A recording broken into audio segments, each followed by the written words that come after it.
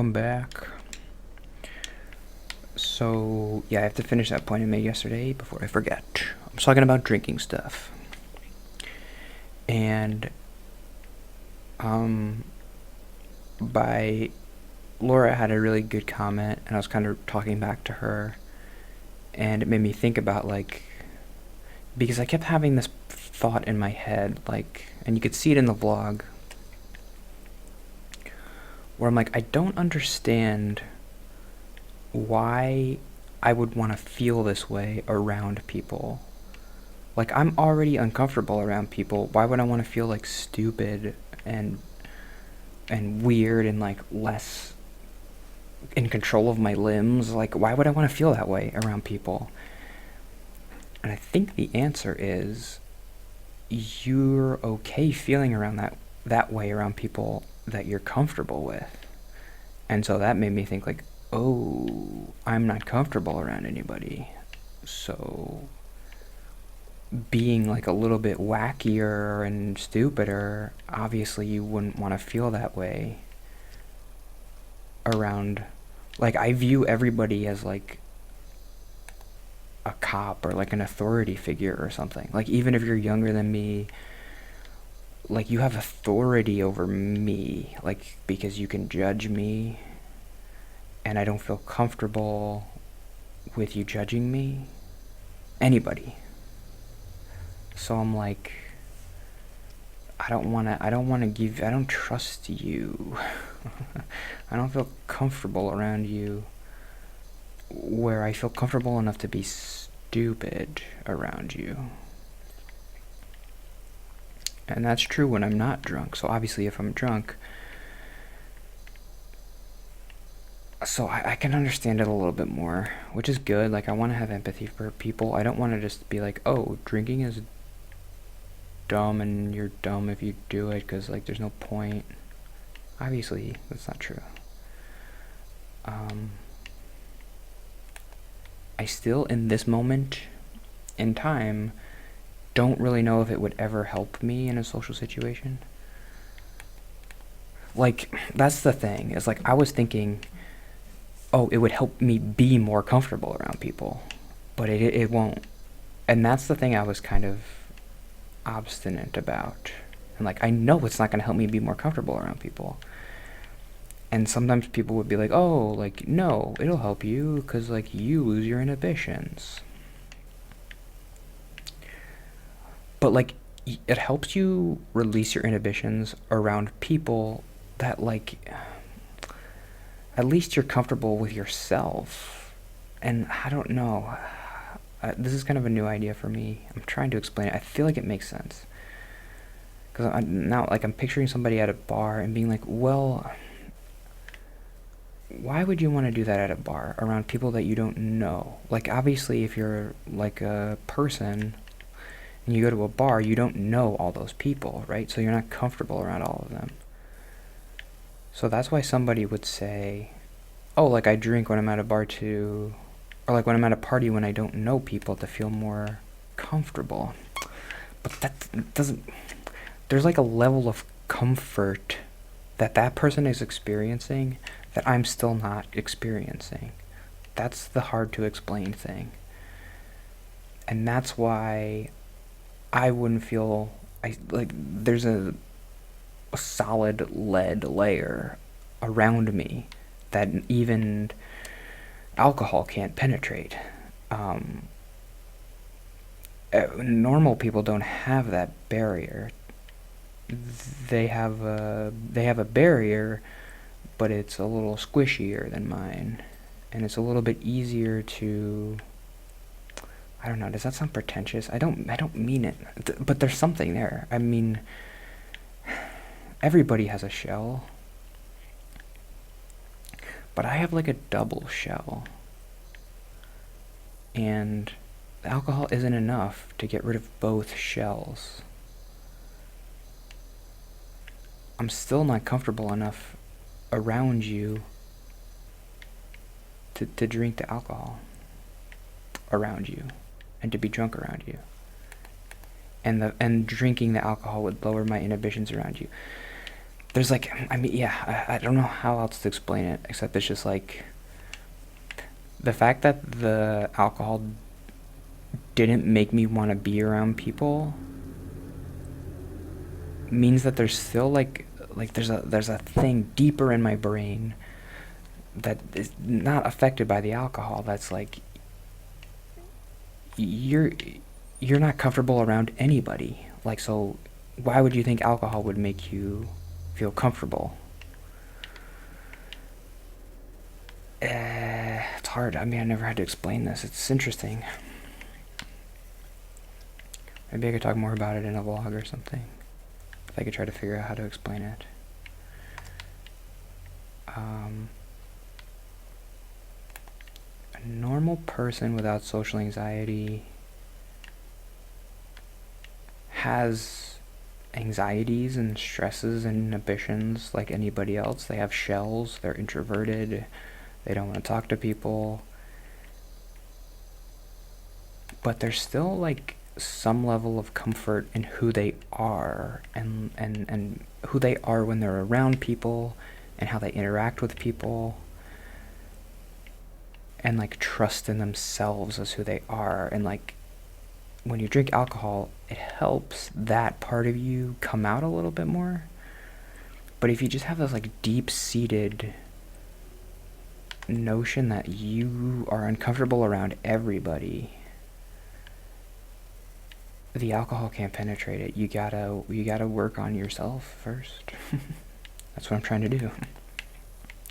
So yeah, maybe I over-explain that, but yeah, it was interesting. Oh wow, it took a long time. I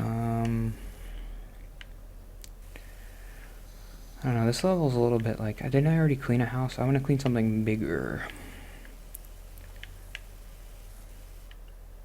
I didn't clean this house already, did I? I cleaned a house. No, because I don't remember these like weird marks. Do I have to get rid of those marks? Oh yeah, that's interesting. You got a super power wash. Super power wash. That would be like the Super Nintendo version. That's stupid. Okay. Retro gaming convention. I already talked about it. And I talked about drinking today. And let's do another note. I have a lot of notes. Victor Hugo. You want to talk about Victor Hugo? Want to talk about abortion? I want to do that note tomorrow. So how you doing? I don't know. I mean, so I left the house on Sunday to go to church. And before that, I left the house to go to the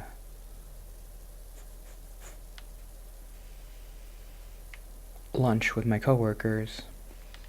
So that was the past 2 weeks. And I'm not going to leave my house again until Sunday when I go back to church. So here's something. I signed up to do another Zoom, to lead another Zoom in the social anxiety group. And that is next Friday. It's not this Friday.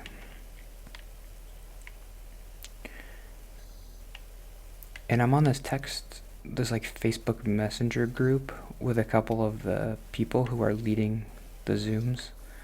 And it's nice. It's really nice to be in like a group of people, and I'm like making jokes and like asking for advice, and they're like, oh, do this, and I'm like, oh, cool, and talking to them. That's good.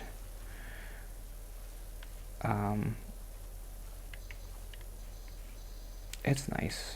It feels almost like a friend, but it's, I don't know. It's as close to friends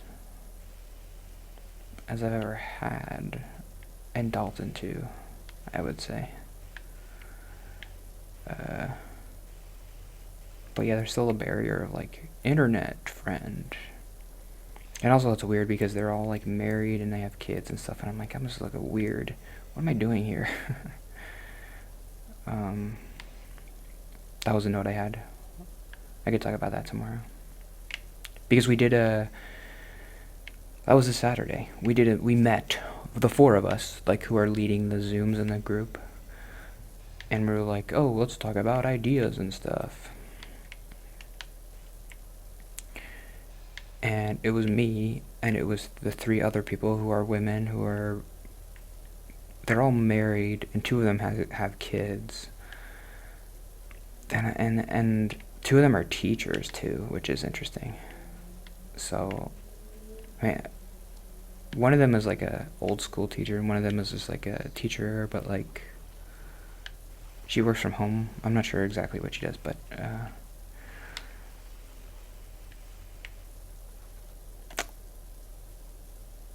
yeah, I feel inadequate.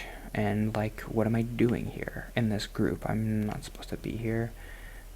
And then sometimes I'll kind of express that, and they'll be like, what are you talking about? We need you, Anthony. Stay here. Which is nice. Nobody ever really... I don't really understand why they're very nice to me, and they're like, we like that you're here. And it's good that I felt like I can express... I express that... I think in the Zoom, like, at the end of the Zoom, I was like, they were like, oh, Anthony, you haven't talked much, which is funny to think about. That, like, I didn't even talk much in the social anxiety group, like, because that happens when I'm around normal people, and they're like, oh, Anthony, you didn't talk much, like, do you want to say anything?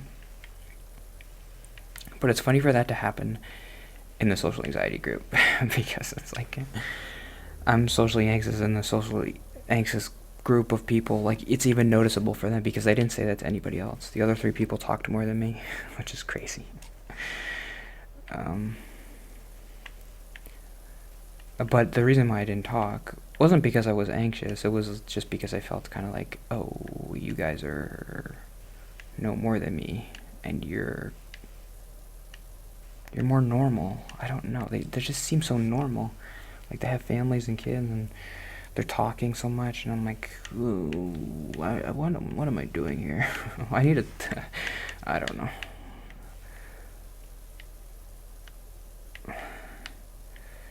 Yeah, it can be weird sometimes. I'm glad I'm in that group, though. It's a push. It's a push for me. And I guess those guys, like, maybe they just have more experience doing that kind of thing, and obviously they do. I mean, to me still, like, I don't understand, especially, like, when you have kids, how does your social anxiety just not immediately go away? When you have, I mean, and they have, like, teenage kids. No, not teenage. They're, like, older than 5. And it's like, those are people that you're talking to, so, like, you don't have social anxiety with them, right? Or do you? How could you have social anxiety with your kid? Like, you spend so much time with them. And so, it's so stupid to say that, because it's just like, it's hard for me to understand, because I have social anxiety around everybody. And so, in my mind, it's like, oh, if you don't have social anxiety around one person, then why don't you just, like, extrapolate that to everybody in the world? But that's not how it works. It's just like, oh, now I don't have social anxiety around this one person, but there are still 7 billion other people that I do. It doesn't work the way it seems like it should in my head.